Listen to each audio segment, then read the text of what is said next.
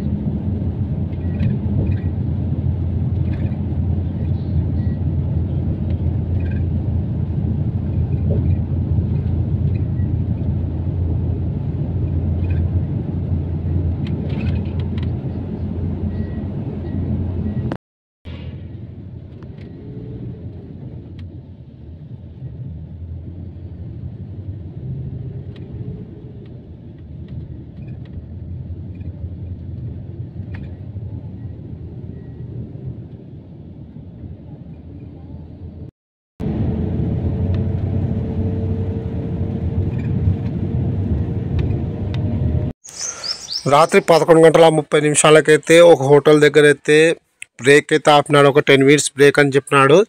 అక్కడ చూడండి BRS travels వారి 9600S. ఈ బస్సు బెంగళూరు నుంచి హైదరాబాద్కి అయితే వెళ్తుంది. ఇంకో బస్సు మైసూర్ నుంచి కూడా వస్తుంది. నేను లాస్ట్ టైం హైదరాబాద్ నుంచి మైసూర్కి అయితే ట్రావెల్ అయితే చేసినాను. ఎక్స్ట్రాడినరీ అయితే అనిపించింది జర్నీ.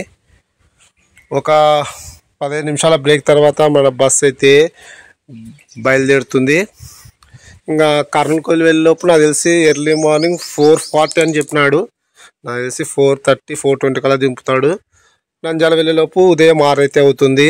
నాకు తెలిసి పెద్ద అంత టైం కూడా కాదు. ఒక 1/2 hour 20 minutes ముందుగానే మనము చేరుకుంటాము.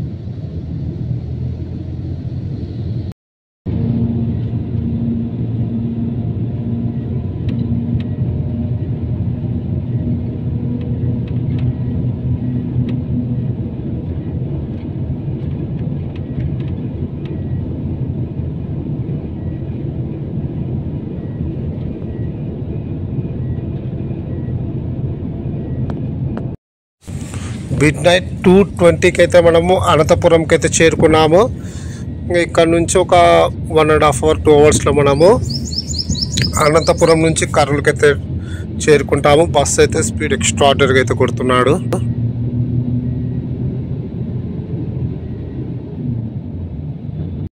ఎర్లీ మార్నింగ్ 3:15కి అయితే డోన్ దగ్గర అయితే ఆపినాడు టీ బ్రేక్కి, అంటే రెస్ట్ స్టాప్ అనుకోవచ్చు. ఇక్కడ ఒక హార్డ్లీ ఒక 10 minutes అయితే మనకైతే బ్రేక్ అయితే ఉంటుంది. ఒక 10 minutes బ్రేక్ తర్వాత మన బస్ అయితే బయలుదేరుతుంది. ప్రజెంట్ మనం డోన్ అవుట్స్కట్స్ అయితే ఉన్నాము. ఇక్కడ నుంచి ఒక 1/2 hour అయితే జర్నీ అవర్ అయితే ఉంటుంది కర్నూలుకి.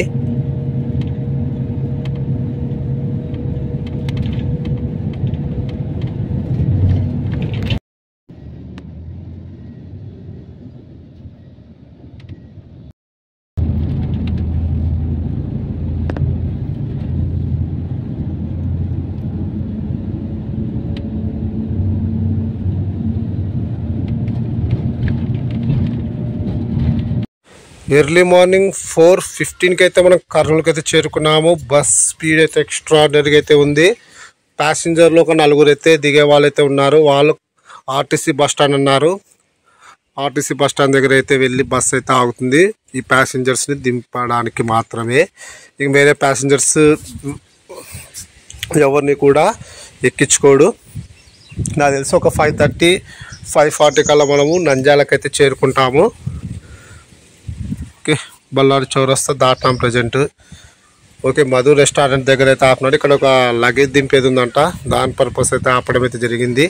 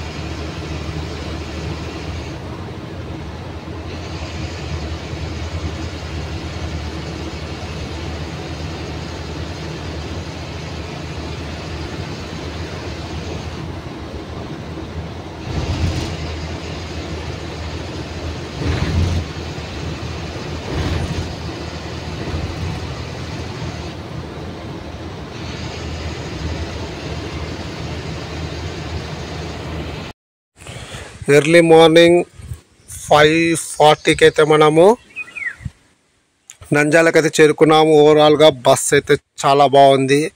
వర్త్ అనుకోవచ్చు మనం పెట్టిన ప్రైజ్కి జర్నీ దొరకడం. Thank you.